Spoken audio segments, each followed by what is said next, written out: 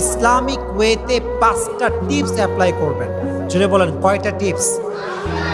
আমি আপনাকে মোটিভেট করার জন্য বলছি, 5টা টিপস যদি কেউ কষ্ট পাওয়ার পরে অ্যাপ্লাই করে, আশা করা যায় তার জীবনে আর কোনো কষ্ট থাকবে না। সকলেই বলেন ইনশাআল্লাহ।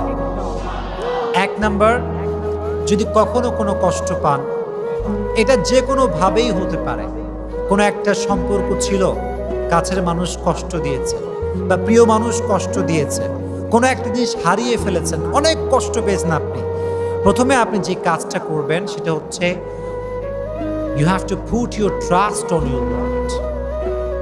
আল্লাহর উপরে ভরসা রাখতে হবে যে আমার লাইফে ভালো যা ঘটে, খারাপ যা ঘটে, এটা সব কিছুই ক্ষমতা একজনের হাতে।